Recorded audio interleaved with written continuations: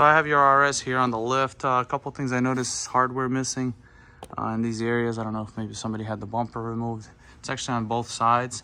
A few other things I noticed: the stopper here for like the air deflection is missing. Back where the exhaust is.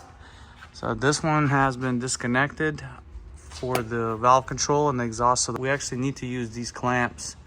And somebody used these blue zip ties. Yeah, the zip ties are unacceptable because of the heat.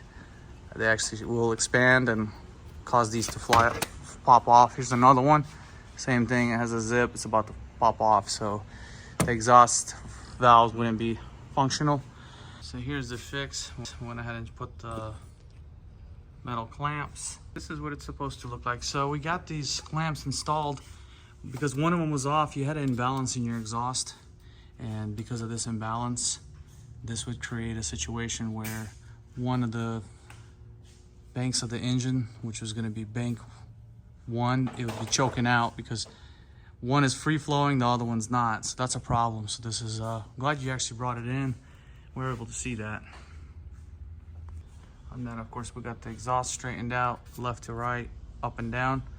And here's the oil when we have right at 5.9 liters. It takes right at 6.8, 6.9, so you're down 1 liter. So yeah, this would normally display that you're low on your instrument cluster, but that's not always accurate. So I'm glad you actually had it done. So now we're gonna put in the correct amount so you can track it without causing extra engine wear.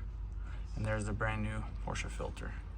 Tires look pretty good. I wasn't sure. I think you said you might have 3 or so check cycles on the. When inspecting your center lock, somebody used some kind of a incorrect tool here. Either they used a gun.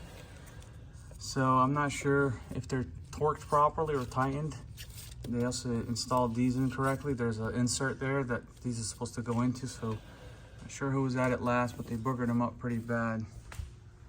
Same thing here. Yeah, we only torque them by hand.